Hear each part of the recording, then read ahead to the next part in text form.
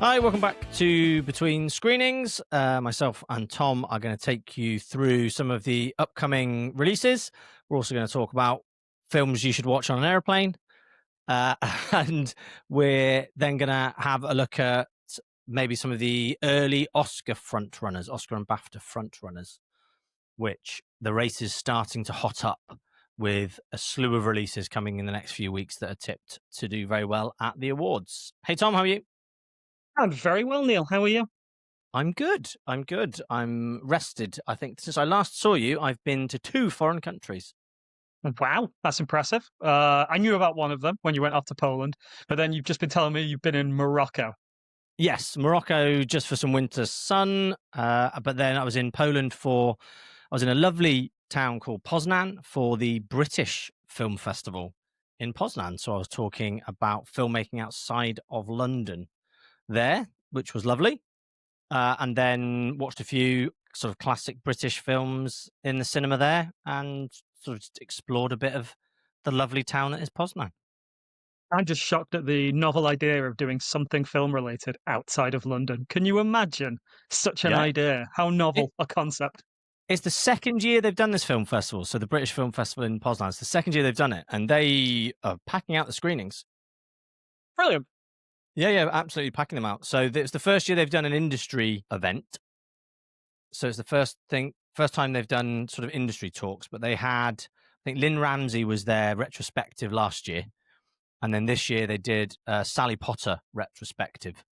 So Sally Potter was there doing a talk. So I saw that.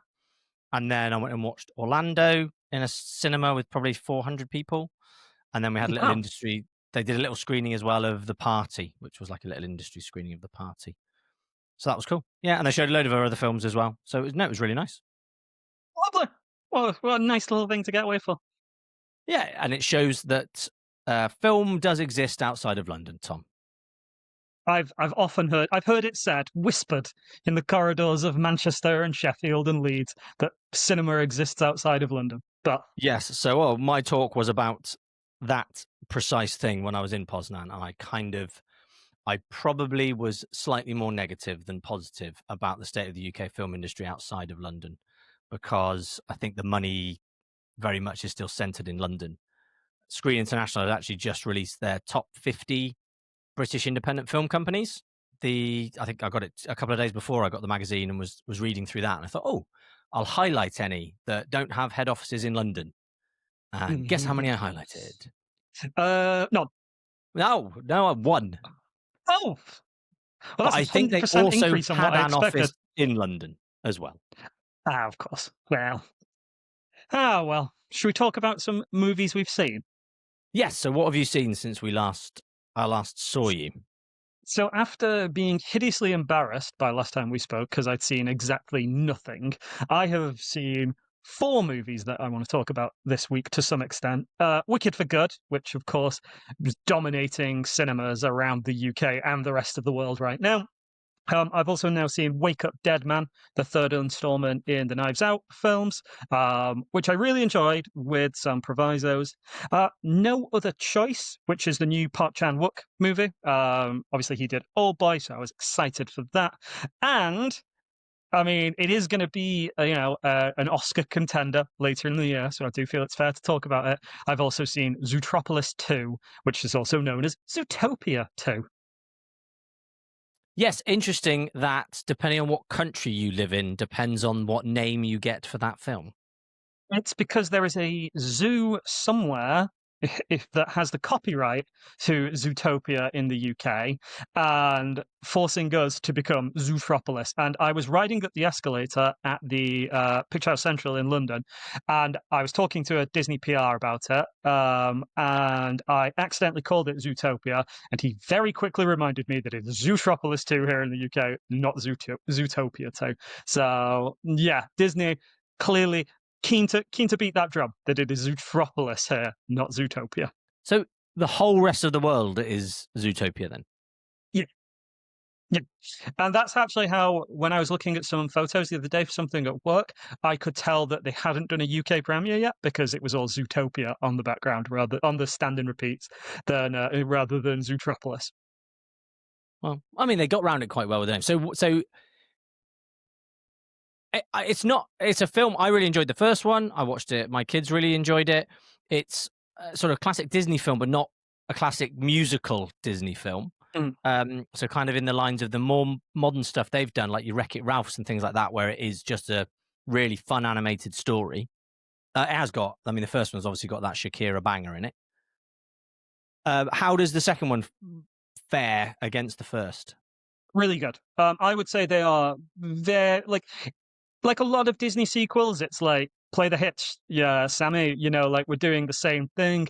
Obviously, the first one dealt with the sort of dynamic between predator and prey animals and how they interacted with each other. This one introduces asks the question, why are there no reptiles in Zootropolis? And it's sort of a mystery involving some lynxes and a snake. And obviously, Judy and Nick have to get to the bottom of it. And you know what? Oh, and don't worry, in case you are fearful, there is a Shakira banger in it that plays not once but twice. Oh, good. Once at the beginning and again over the credits. I really enjoyed it. Like it's like it I was comparing it to Moana 2 while I was discussing it with a friend, and we were saying that Moana 2, because it quite literally was a Disney Plus series glued together when they realized, oh, we could make some money by sticking this in cinemas. And while I don't hate Moana 2, I certainly felt that it was made by, it didn't feel like a labor of love for anyone involved. It felt far more like something that was made because the corporate beings said, this will make money, go make it. And I'm not saying that's not part of the incentive to make Zootopia 2, but you get the Zootropolis 2, but you get the feeling that the people who made it cared. So while the story is essentially the same thing, like, oh, don't be prejudiced against reptiles in this particular case, I would say that I felt moved while I was watching it in the same way I was during the first one. I think the performances are brilliant, and the visual gags are so funny. Like Zootopia or Zootropolis, whatever the city is called, I can't remember. Sorry, Disney PR. It's such an interesting world to be in. It's so colorful, it's so dynamic, it's so unique. We see a lot more of it. We see new areas of the city. I just had a really good time with it. I would say of everything I watched this week, and I've watched, as I said, I've watched 4 movies. This is the thing I could see myself going back to, like just because I enjoyed it that much. It's not perfect, as I say. It is retreading some well-worn ground for Disney movies, but I had fun with it. And more importantly, I went to it was a family event screening on Sunday, and we were sat with a load of kids, and they were rapt by it. Like genuinely, I was sat next to a little kid. She was leaning forward the whole time, except to gasp and turn to her mum, when exciting things happened on screen, or to laugh, which is exactly what you want from this type of thing. So yeah, I thought it was really good. Don't be put off by the fact it's just a sequel, because it's just as good as the first, to be completely honest. Good. That's good to hear. I think it's probably one of the possible billion-dollar movies of the year, isn't it? I think that's the projection. Yeah, Is it something that could hit the billion? Yeah, it's tracking towards it, apparently. You can tell Disney are very confident in it because they turned the Picture House Central into the city for the press to turn up to and take photos in. Yeah, I'd be surprised if it did anything less than 500. Oh, That's my bold that would be prediction. mad. Yeah. Funny that you mentioned Moana 2 while you were talking about it, because the Moana live action trailer dropped this week, and that does not look like something I want to go and see. I I'm mean, happy to be proven wrong, but Moana's not even 10 years old, and it looked like they'd just shoved a human into random scenes in the animated Moana. I watched that trailer unintentionally because a friend had shared it on Instagram with the caption, "What the hell is this?" And I was watching it, and for about 20 seconds, I thought it was a Disney Plus advert for Christmas, just advertising things you might want to watch with the family this Christmas, like Moana. And it was only when I stopped to look at it, I was like, oh, no, this is the live action Moana. It just looks. I mean, I know the Disney, remakes get a lot of stick, and rightfully so, because they are lazy. But like, This has to be the most egregious of them all in terms of, just like we just cannot be asked with this, just like pay your billions to go and watch it. Sorry, pay your money to go watch it. Shut up, eat your slap. That's how I feel watching this trailer. Um, I will say I do find it really funny though that Dwayne Johnson is pretty absent from the trailer, and I wonder how much of that was him thinking he'd be on the campaign trail right now for Smashing Machine and the Oscars that he's just not going to get, sadly. Possibly, yeah. Obviously, it's just a teaser for us, but I'm hoping when it stops being a teaser, it might look a bit less CGI. But I'm not a big fan of the live action remakes anyway. I think the one I disliked the most was The Lion King, because The Lion King's great. It's fun, it's colorful, it's a film I massively remember from my sort of late sort of tweens, early teens, and yeah, just making it all brown and Yeah, having live CGI realistic lions that are singing and talking just kind of seemed weird and not worth it. Obviously, it was worth it for Disney because it did a huge amount of money. I think it was 1 billion, wasn't it? It was part of their like Yes. that year where they had like the top 8 movies, all of which did like 1 billion or something stupid like that. Yeah, so it's frustrating that people keep turning up for them because I just re-released The Lion King. You can't beat The Lion King, the original. It's just amazing. Well, yeah, exactly. Vote with your feet. My least favorite was Aladdin, which tried to say, who's a good replacement for Robin Williams? Will Smith. No, he's not. Yes, the genie casting was maybe not the best. No. Although I remember reading that Robin Williams, when he played the genie in the original Aladdin, didn't want it to be known that it was him originally. Yeah. Like he didn't want it So, to be marketed that it was him.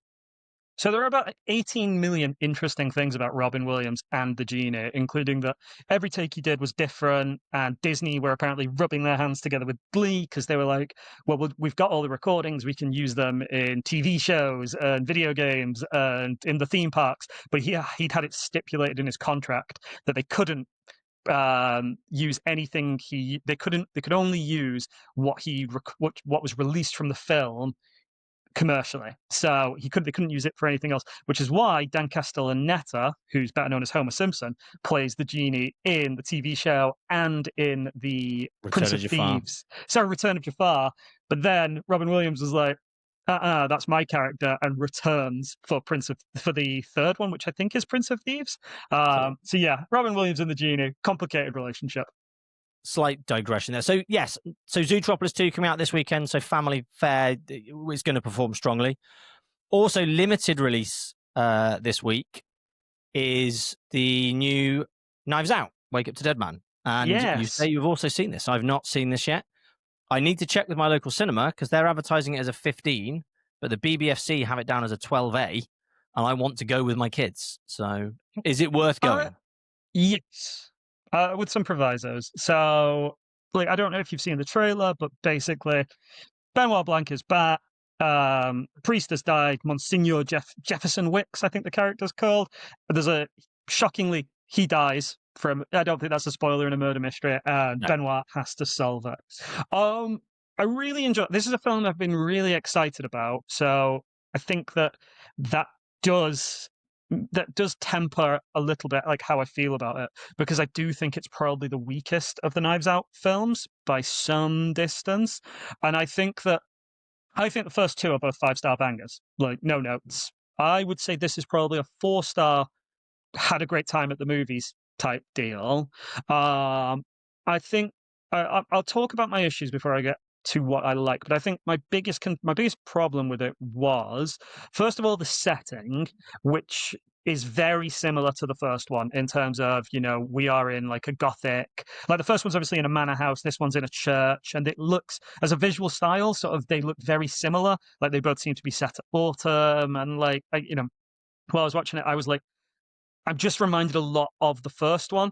And within that as well, the characters feel very flat and thin compared to the first and second one. Like, say what you want about, I mean, stunt casting, but I felt like, David Bautista in that was a fantastic caricature, of these right-wing grifters, that everyone in there felt like a real person for as much as they were big daft caricatures.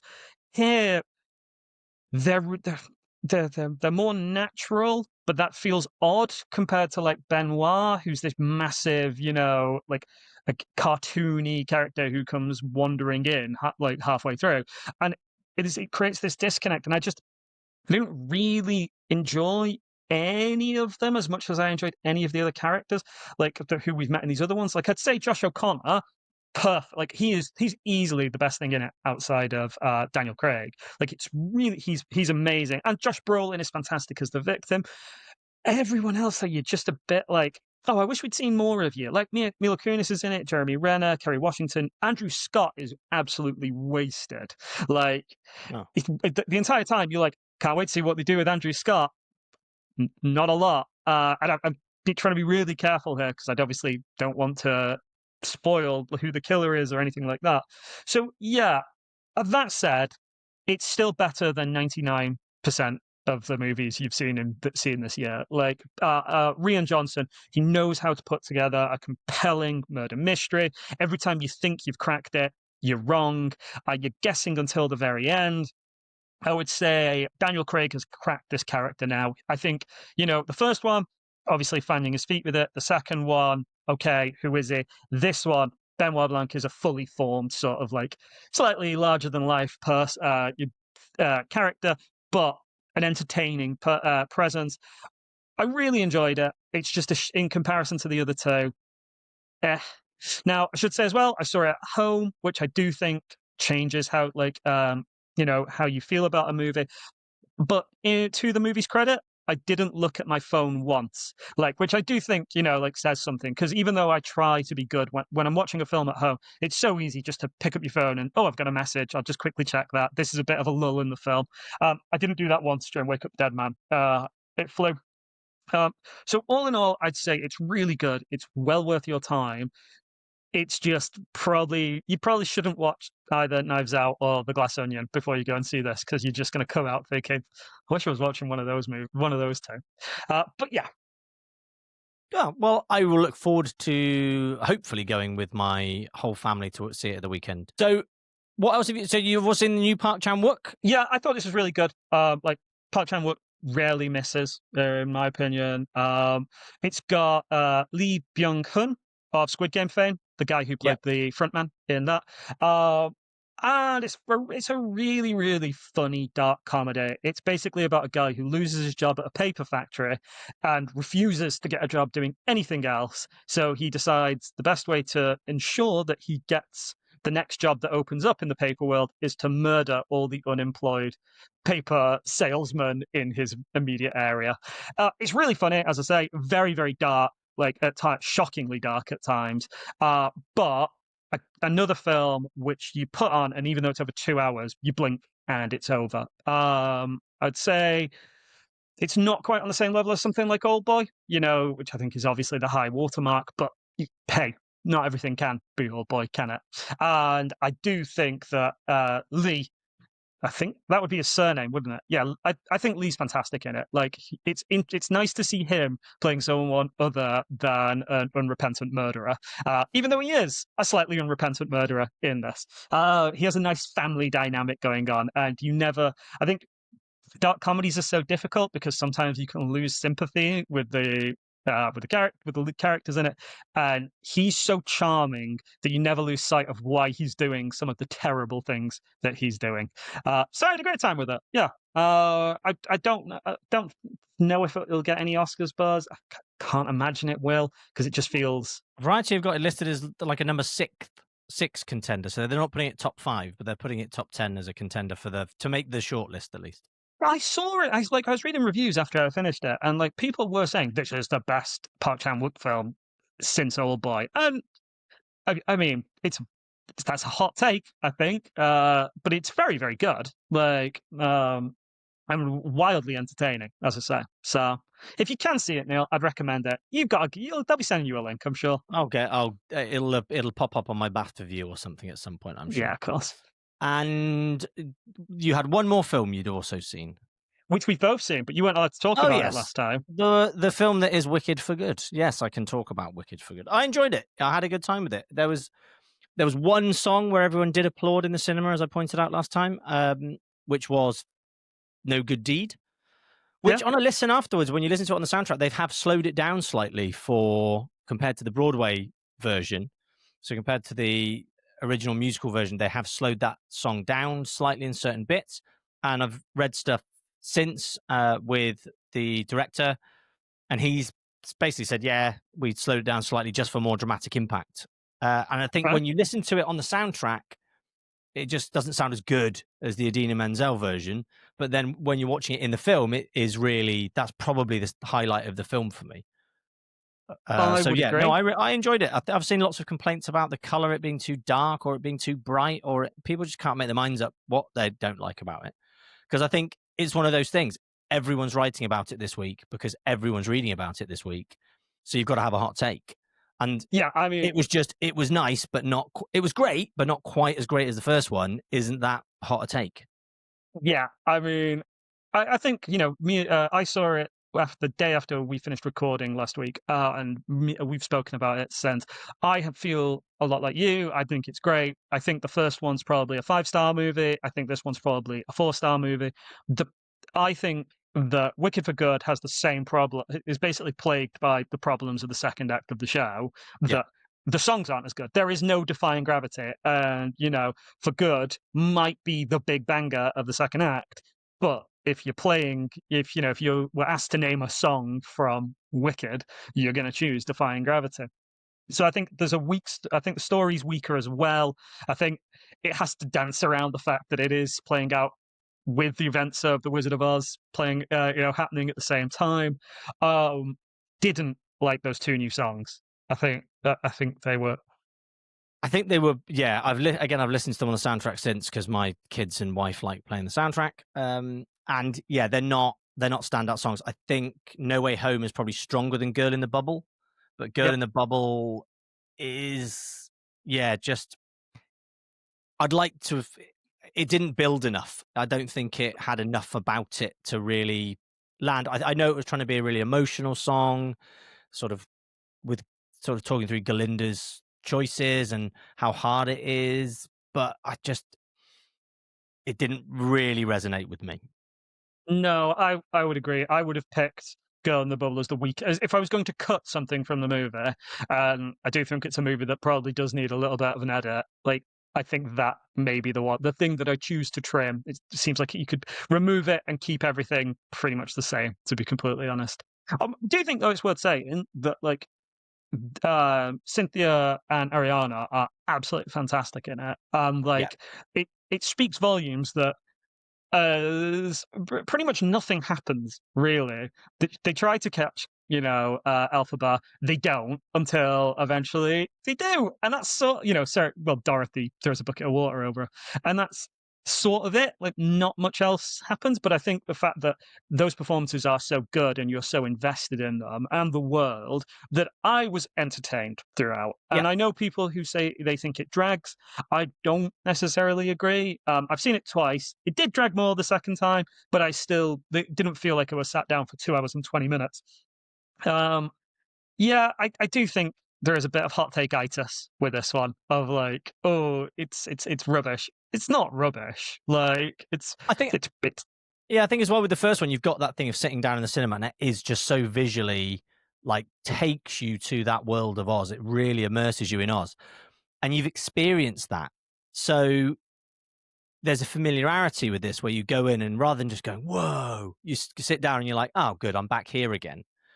And oh, good, I'm back here again isn't as exciting as experiencing something for the first time. So I think there is a bit of, because you don't get that wow factor, because you can't, because you've sort of already seen it. I think that does affect it slightly. Like I say, I think it could have been half an hour shorter. 20 minutes, half an hour could have come off it, I think, and it wouldn't have suffered.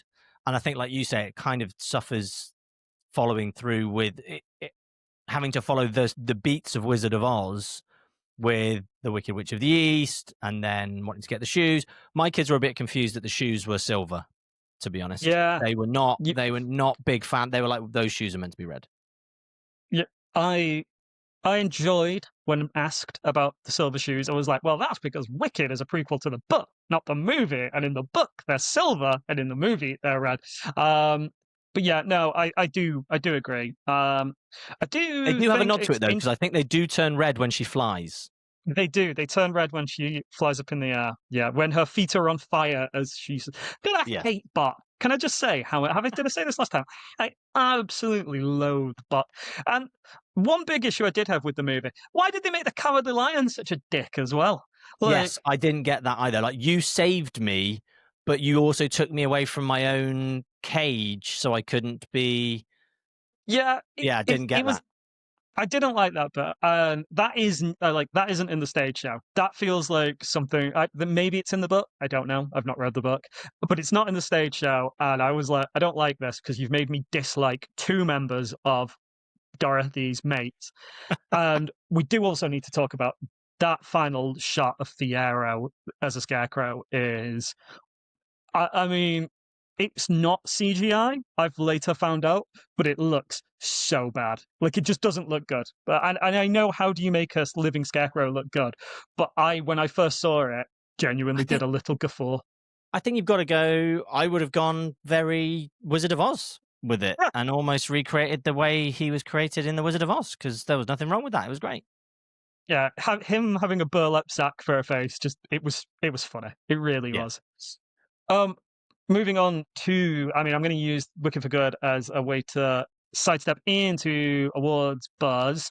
I do think it's going to be absolutely heartbreaking when Ariana wins Best Supporting at the Oscars and Cynthia wins Sweet F All, because she's not winning anything. Sorry.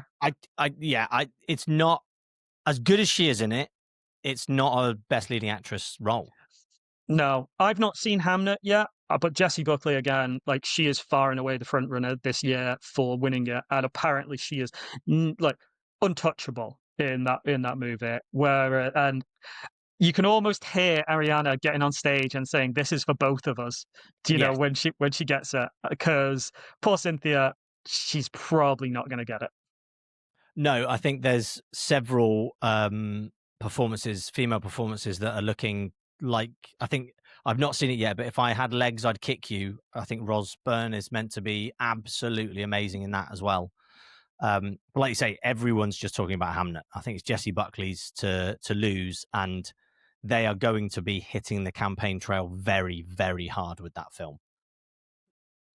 So I think Ariana could get it. I don't know who she's up against in the Best Supporting race.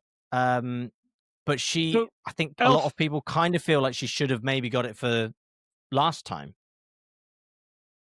I mean, who won it last year? I don't even remember. Let's have a I look. mean, the contenders are apparently Haley Steinfeld for Sinners, which I'd love, but isn't going to happen because there's zero chance the Academy will No, recognize a horror movie. no way. Tiana Taylor for One Battle After Another, I could see happening, to be completely honest, Yeah. because that's got a lot. Well, we'll see if it can keep the momentum, but it certainly was the front runner for Best Picture for a while. Elle Fanning, Sentimental Value. Uh, Regina Hall from One Battle After Another as well. Right. Okay. So yeah, I think I think they'll want to give. I think the Academy, being the politicians they are at heart, will want to give Wicked for Good something Yes. outside of the technicals. And sadly, I do include best. Well, it's not going to win best song, is it? Because Golden from K-pop Demon Hunter is. Yeah, I don't think either of the two. I don't think either of the two original songs are going to get them in a Best Original Song. No. No, so I could see Ariana getting that as a well done, everyone, because I don't see Chu winning. In fact, would Chu even be even in the discussion for director? Do we think? I think he might get. I think it's a difficult one, because I think Paul Thomas Anderson's probably the front runner for that with One Battle After Another. I think Ryan Coogler might get a shout for Sinners as well. I think there's an outside chance that Weapons could get something in one of the big categories. Yeah, I think he might get it. I think we've talked before. I think there is a possibility he'll get a nomination at least. I don't know if he'll win it. I think if he does, it will be a very much this is for both of them award. Yeah. Because Peter Jackson that year, I don't know if Lord of the Rings: Return of the King was the best directed film that year, but he was always going to win it that year, having not won it for the other two. Yeah, I think that's a fair way of looking at it. So, I mean, potentially, yes. Like, maybe they'll consider it a double act. That does, it's not really in the spirit of the competition, is it? But I wasn't complaining when Lord of the Rings won, so I'm just being a hypocrite. Variety have got him well outside in the race, though. So they've got Paul Thomas Anderson, Chloe Zhao, Ryan Coogler, Jafar Panahi for It Was Just an Accident, and Guillermo del Toro for Frankenstein as their top 5 at the moment. So we'll see. I'd like Guillermo to win, but, well, be nominated at least. We'll see. So anyway. something else I've seen since I last saw you was Ballad of a Small Player. Oh, what did you think of it? Which you've also seen. So I watched that on my iPad while flying back from Poznan. So I watched that on a plane. It seemed like an okay film to watch on a plane. It's very colourful, which was nice. I thought visually it was stunning. I felt like it was fine. It didn't. I think the difference of what I think if I'd watched that in the cinema with a full auditorium, it would have been a very different experience than watching it on my headphones on an airplane. I was entertained. I felt like it got a bit lost in the second act. Yes. I sort of enjoyed the setup, but then after he went and woke up in the, I don't want to spoil too much, but he wakes up after he woke up in the middle of the swamp or the lake or whatever it was. From that point onwards, it kind of felt like it dipped too much into the silliness. But then it tried to bring a really moral take on it at the end. So I enjoyed it, and I think Colin Farrell will definitely get a nomination for it. I think he is fantastic in it. He's so committed in it from start to finish. I was captivated by his performance in it. And as well, just the splitting between the characters he essentially plays in the film, I thought was great. I mean, when the accent first fell, I didn't notice. Like, I was just, because obviously it's Colin Farrell and you're so used to the Irish accent. And I did think at times because obviously he's doing this big affected posh British accent and it's pretty good. But there are moments, when obviously his Irish brogue cracks through. So when he finally reveals he's not English, I was like, oh, okay, I see what we're doing here. I'm just looking now to see who they haven't got. Timothy Chalamet's the man to beat, apparently.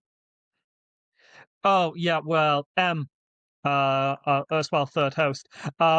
She saw Marty Supreme and was like, he is incredible in it, like genuinely, just like the best thing in it, like by some distance. And she said she feels really sorry for the other Safdie brother who made Smashing Machine because this has all that palpable energy of Uncut Gems, whereas the Smashing Machine certainly didn't. So yeah, I mean, so they've not got again, don't know why we keep choosing. Don't know why I've chosen Variety, but Variety don't have Farrell. They've got Clooney for Jay Kelly, which I do rate. And Jay Kelly is fantastic as well. Jesse Plemons for Begonia, which I've not seen, so I can't comment. Dwayne Johnson for Smashing Machine, which no. Oscar Isaacs for Frankenstein, which I'd love, but isn't going to happen. Not going to happen. And then their top 5 are Michael B. Jordan for Sinners, which I think because of the double act. Wagner Moura for The Secret Agent, Timothy Chalamet for Marty Supreme, Leonardo DiCaprio for One Battle After Another, and Ethan Hawke for Blue Moon. So Leo's not getting it, as good as he is in. As good as Leo is, I don't think it's a defining enough performance for it. I think after the last couple of films he's done, I think with a complete unknown and now Marty Supreme, I think it's Chalamet's turn. Yes. I would love it to be Michael B. Jordan. I think of those actors, he would be my pick. Have Because I you absolutely love. have you seen the Zoom call? No. Oh, okay. You need to look this up. So Okay. after you go to there's you'll watch all of it as well, which is mad because it's 17, 18 minutes long. So as Wow. part of Okay. the marketing campaign for not Smashing Machine, as part of the marketing campaign for Marty Supreme, they've done a Zoom call with Timothy Chalamet calling all the marketing execs and social media execs and stuff from the film company and telling them his ideas for marketing Marty Supreme and all the Okay. stuff he wants to do. And he often goes, he'll many times in it go schwap, as if like because he's just dropped an amazing idea, Yeah.